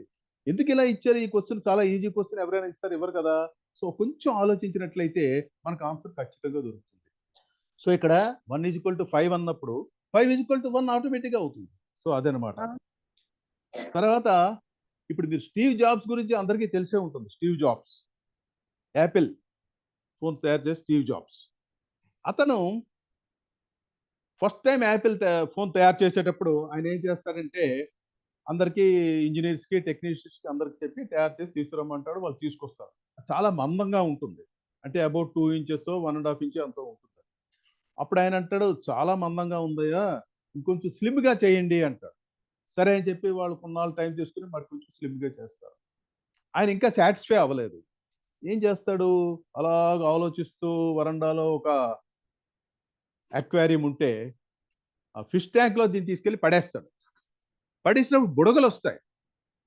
అప్పుడు వాళ్ళని పిలిచి చూపిస్తాడు. ఇందులో బుడగలు వచ్చాయంటే దేర్ ఈజ్ ఎయిర్, ఇంకా ఖాళీ ఉంది, ఇందులో గాలి ఉంది, ఇంకా ఖాళీ ఉంది, యు ట్రై అగైన్ అంటారు. వాళ్ళు పాపం మళ్ళీ ప్రయత్నం చేసి చేసి చేసి ఇంకొంచెం స్లిమ్గా చేస్తారు.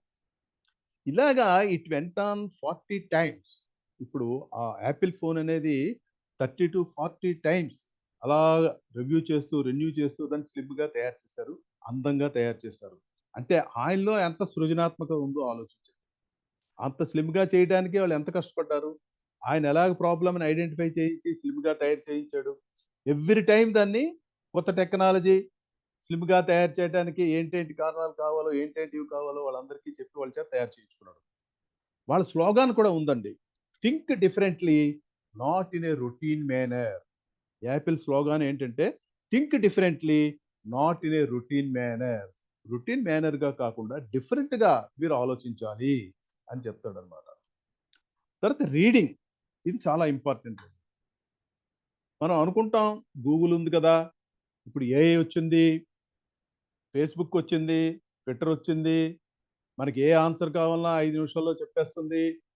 అవన్నీ వచ్చినప్పుడు నీ క్రియేటివిటీ ఎక్కడుంది? నీ క్రియేటివిటీ కావాలి తప్ప గూగుల్ క్రియేటివిటీ చేస్తే నువ్వే గొప్పవాడవుతావు. నువ్వు ఆలోచించాలి.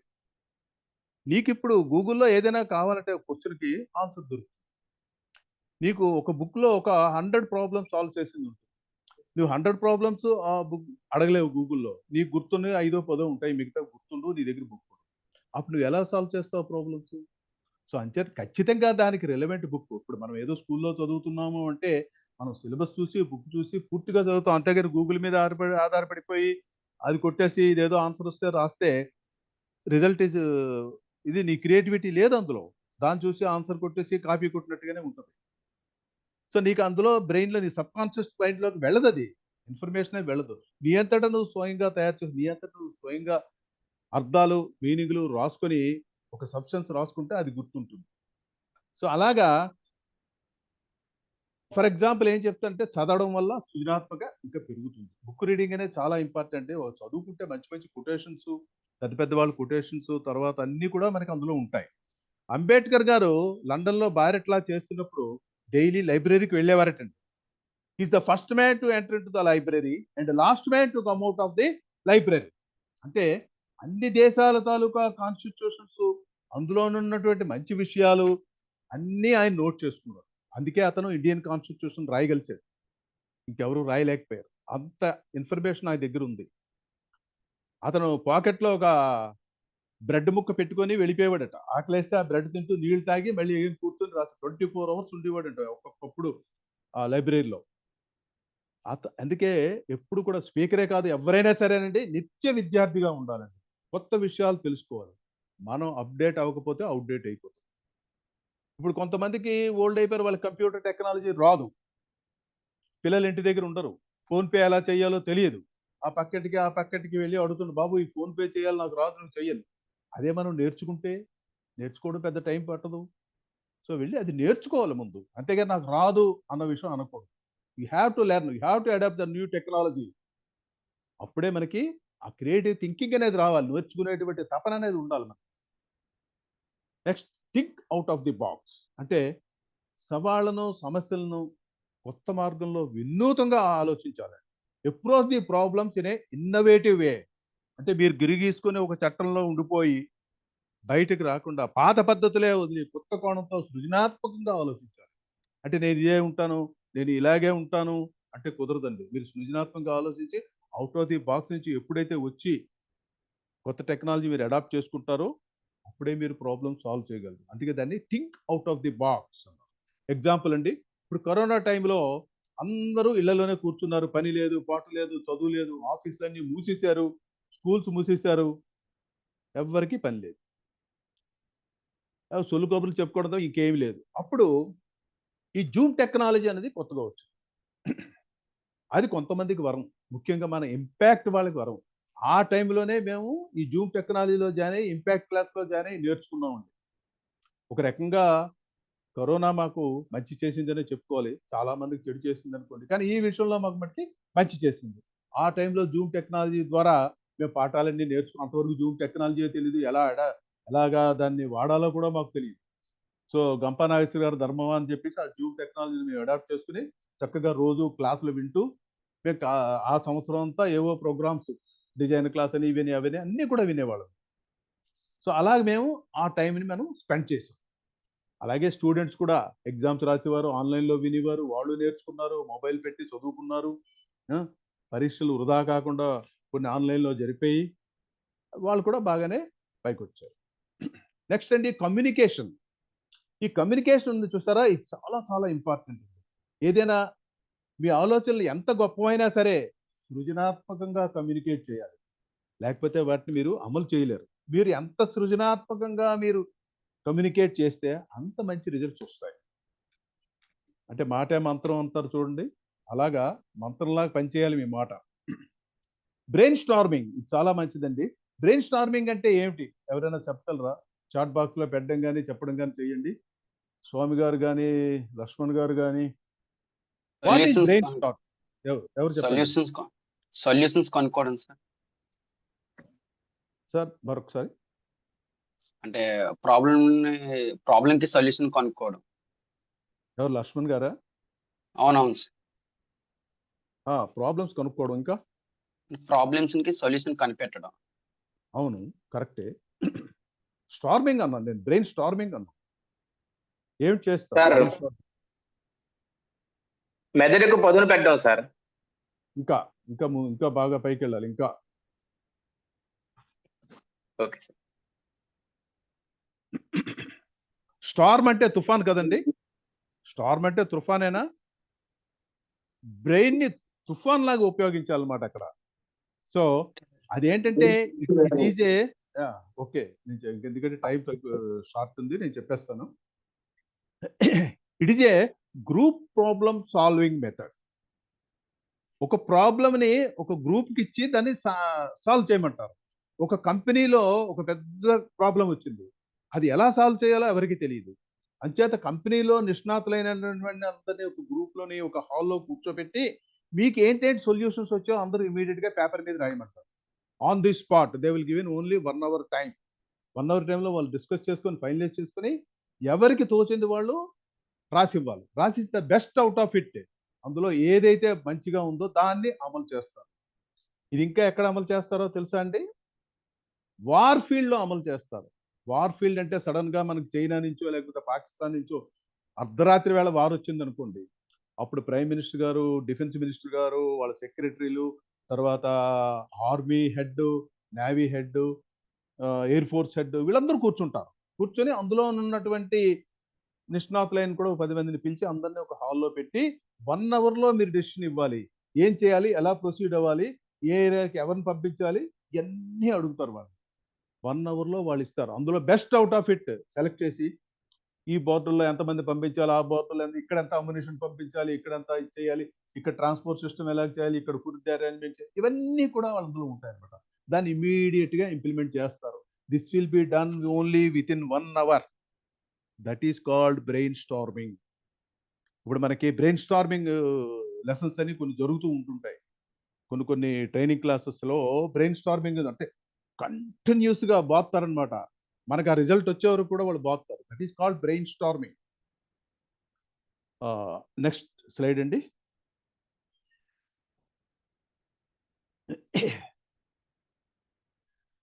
ఇక్కడ ఒక అమ్మాయి బోత్ హ్యాండ్స్తో రాస్తుంది చూడండి. సార్ రమణ గారు పెట్టండి స్లైడ్.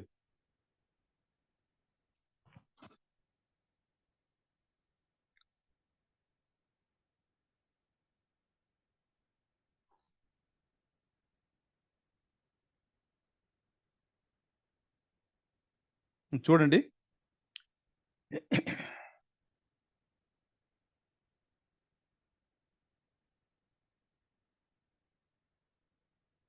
ఎంత క్రియేటివిటీ అండి బాబు. ఇది గిన్నిస్ బుక్‌లోనో లేకపోతే ఏదో బుక్‌లో కూడా రికార్డ్ అయిందండి. ఈ అమ్మాయి తాలూకా క్రియేటివిటీ. ఆమె ఏం చేస్తుందంటే 2 చేతులతోని రాసేస్తుంది సెంటెన్స్.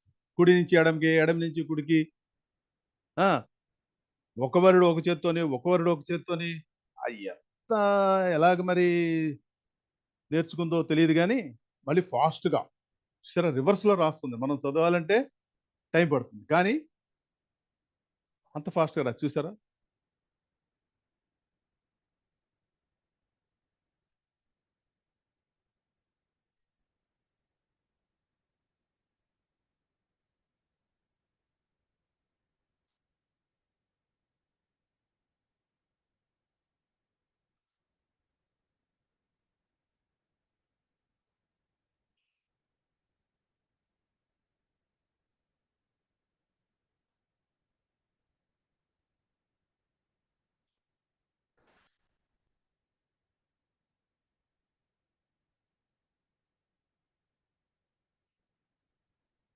సూపర్! సూపర్ క్రియేటివిటీ అండి. ఎంత క్రియేటివిటీ కళ్ళకి గంతలు కట్టేసి మరీను.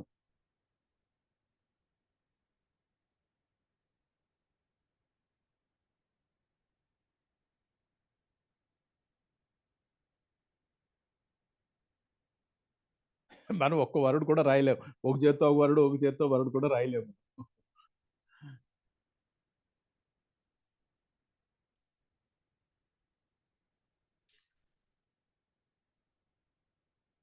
నెక్స్ట్ స్లైడ్‌కి వెళ్ళిపోండి రమణ గారు. టైం షార్ట్ ఉంది. నెక్స్ట్ స్లైడ్‌కి వెళ్ళిపోండి.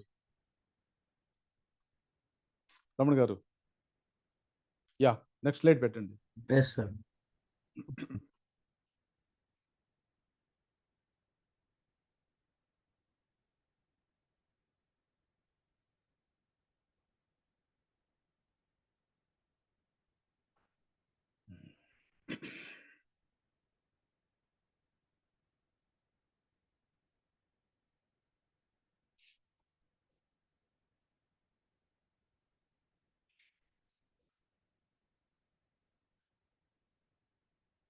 మీరు ఎప్పుడైనా జుగాడ్ అనే పదం ఎవరైనా విన్నారండి? జుగాడ్.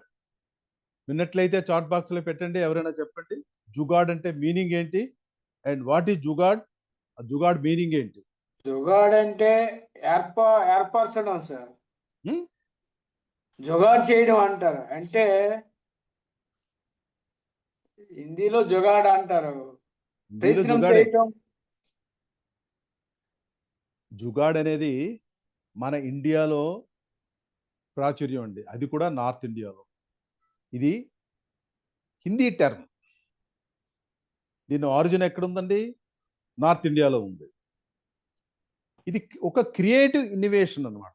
జుగాడ్ అన్నది ఒక క్రియేటివ్ ఇన్నోవేషన్. అంటే మీకు ఏదైనా ప్రాబ్లమ్ ఉన్నట్లయితే అది ఫాస్ట్‌గా, క్విక్‌గా ఒక ఆల్టర్‌నేటివ్ సొల్యూషన్ అనేది చేసి ఆ ప్రాబ్లమ్‌ని సాల్వ్ చేస్తుంది. అంటే అది కూడా ఎలా చేస్తుందంటే వేస్ట్ మెటీరియల్‌తో ఆ ప్రొడక్ట్‌ని తయారు చేస్తుంది. ఆ వేస్ట్ మెటీరియల్‌తో తయారు చేస్తుంది. కానీ కొత్తగా ఎక్కడి నుంచి కొనేసి తీసుకురారది. అది మన దగ్గరున్న ఇంట్లో మెటీరియలో లేకపోతే బయట ఉన్న మెటీరియలో వాటితోని ఉపయోగించి స్క్రాప్‌ని ఉపయోగించి అది తయారు చేసి దాన్ని యూజ్‌లోకి పెడతారు. అది కూడా ఫాస్ట్‌గా, క్విక్‌గా. This may be A temporary. కొన్నాళ్ళు పనిచేసిన తర్వాత పని చేయకపోవచ్చు. అది వేరే విషయం. బట్ మనకి ఆ టెంపరరీ సొల్యూషన్ అనేది ఖచ్చితంగా దొరుకుతుంది. నెక్స్ట్ స్లైడ్ అండి. ఈ జుగాడ్ గురించి మీకు చూపిస్తాను. ఎలాగ వాళ్ళు క్రియేట్ చేశారో. ఇక్కడ చూడండి. కరోనా టైంలో ఈవిడొక కెమిస్ట్రీ టీచర్ అనుకుంటాను. ఈవిడకి అవార్డు కూడా వచ్చింది. ఈవిడ ఏం చేసింది? పిల్లలకి పాఠాలు చెప్పాలి కరోనా టైంలో. ఆ పాండమిక్ టైంలో. అప్పుడు ఏం చేసింది ఆవిడ గమ్మత్తుగా ఒక ట్రైపాడ్ తీసుకుంది. ఒక బోర్డ్ మీద రాసింది. అక్కడ మొబైల్ పెట్టి దాన్ని క్యాప్చర్ చేసి ఆన్‌లైన్‌లో క్లాసులు చెప్పడం మొదలెట్టింది. ఒక హ్యాంగర్ పెట్టి ప్లాస్టిక్ చైర్ కట్టి ఆ లెసన్స్ ఫిల్మ్ చేసి ఇప్పుడు బోర్డు మీద చాక్ బోర్డుతో రాస్తూ వాళ్ళ క్లాసులు చెప్తారు. It's a great innovation. This is called jugaad. ఎందుకంటే ఆవిడ ఏం కొత్త పరికరాలు ఏం తేలేదు, ఇంట్లో ఉన్న చైర్ని వాడింది, అక్కడ దానికి మధ్యలో మొబైల్ పెట్టింది, ఆ పాఠాలు చెప్పడం మొదలెట్టింది. ఆవిడ గవర్నమెంట్ కూడా ప్రైజ్ కూడా వచ్చింది. నెక్స్ట్ స్లైడ్ అండి.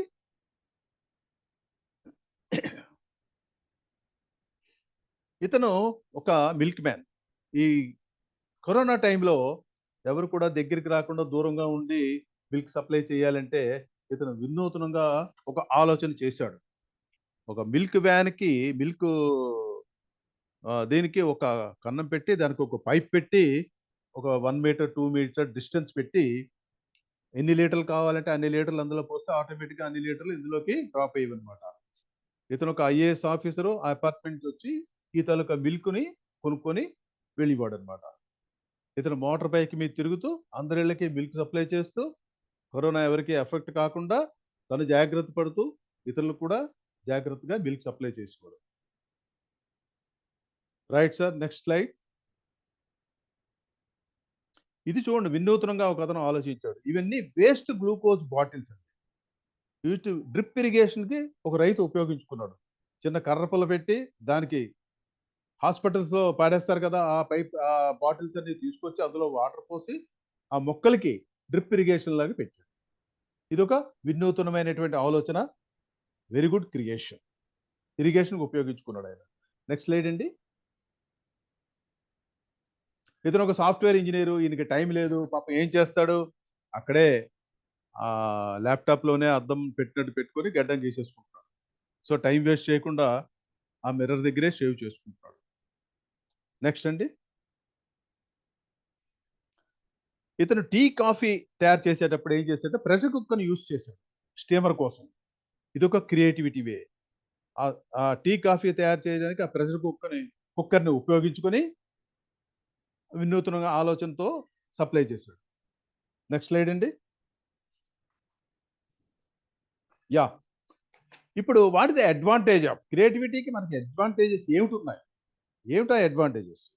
Creativity improves your mood, creativity boosts your self-esteem, creativity improves your cognitive function, creativity improves your social life, creativity alleviates stress and anxiety, save money, enhance analytical abilities, enhance better communication capabilities, empathy, become better problem solver. Impossible is not impossible. I am possible. Next slide అండి.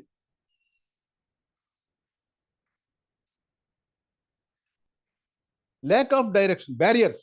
ఏంటి ఆ barriers? క్రియేటివిటీకి ఉన్న barriers ఏంటి అంటే lack of direction అంటే దశానిర్దేశం లేకపోవడం, being afraid of failure, అపజయం పొందుతానేమో అనే భయం, బీయింగ్ ఎఫ్రైడ్ ఆఫ్ రిజెక్షన్, నేను చేసిన ప్రాజెక్ట్ని బాగులేదు అంటారేమో అనే భయం, never changing to the adapting to the situation, మారుతున్న పరిస్థితులకి అనుకూలంగా మారలేకపోవడం, నాట్ థింకింగ్ ప్రోయాక్టివ్లీ అంటే చురుకుగా ఆలోచించలేకపోవడం, సరైన వనరులు లేకపోవటం, తర్వాత సరైన కంట్రోలింగ్, క్లోజ్ సూపర్విజన్ అనేది ఉండకూడదు. ఎవరైనా క్లోజ్ సూపర్విజన్ చేస్తే వాళ్ళ అవతల వాళ్ళు ఏదో అనుమానిస్తారు, వీడేంటి నా మీదే ఎప్పుడు చూస్తున్నాడు, ఇంకోళ్ళు మానేస్తాడు. క్లోజ్ సూపర్విజన్ అనేది ఉండకూడదు.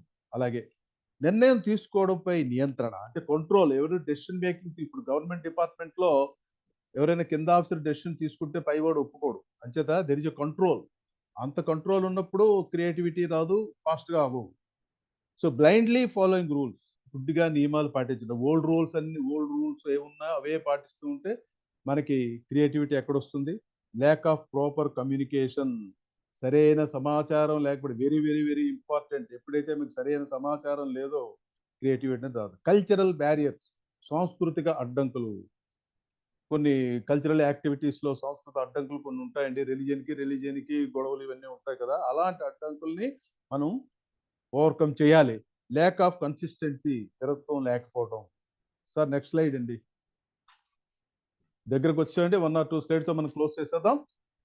Social responsibility and promote diversity. దీనికి క్రియేటివిటీకి సంబంధం లేదండి, నేను ఇది ఓన్గా తయారు చేసుకున్నాను. ఏంటంటే ప్రమోట్ డైవర్సిటీ ముందు చూద్దాం. ప్రమోట్ డైవర్సిటీ ఏంటంటే ప్రతి కల్చర్ని, ప్రతి ఇండివిజువల్ని, ప్రతి కమ్యూనిటీని, ప్రతి భాషని, ప్రతి వ్యక్తిని, ప్రతి కష్టంని నేను రెస్పెక్ట్ చేస్తాను. We have to respect every individual as every individual unique, every culture is unique. ప్రతి కమ్యూనిటీ ఒక విభిన్నమైనది, వాళ్ళ యొక్క సాంప్రదాయం ఆచారాలు కూడా విభిన్నమైనవి. అన్నింటినీ కూడా మనం గౌరవించాలి. అలాగే social responsibility. What is social responsibility? Stand for a social work. ఏదైనా ఆర్గనైజేషన్లో వాలంటరీగా చేరండి, మీ ఇంటి దగ్గర ఏదైనా సోషల్ వర్క్లో పాల్గొనండి, స్వచ్ఛ భారత్లో పాల్గొనండి, ఒక బ్లడ్ క్యాంప్ ఆర్గనైజ్ చేయండి, బ్లడ్ డొనేట్ చేయండి, ఒక ఫోటో తీసుకొని మీరు సోషల్ మీడియాలో పోస్ట్ చేయండి. అప్పుడు మిమ్మల్ని చూసి ఒక 10 మంది ఇన్స్పైర్ అయ్యి ఇలా చేయడం ద్వారా మీ సోషల్ నెట్వర్క్ ఖచ్చితంగా పెరుగుతుంది.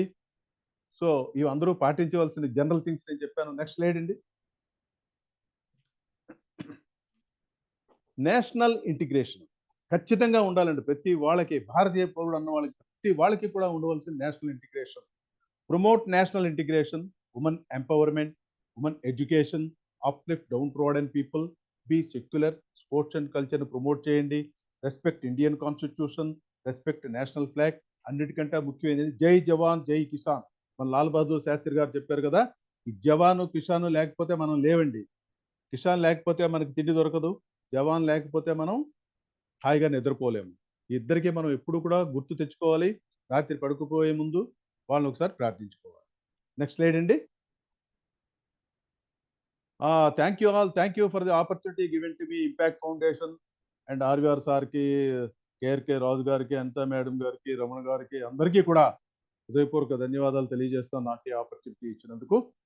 అలాగే మీరు కూడా ఈ సెషన్ తాలూకా ఫీడ్బ్యాక్ ఇవ్వాల్సిందిగా కోరుతున్నాను. అదొక్కటే నేను మిమ్మల్ని అడగదలుచుకున్నాను. మీరు అందరూ కూడా ఫీడ్బ్యాక్ ఇవ్వండి, అసైన్మెంట్ చేయండి. మీకు ఏమైనా డౌట్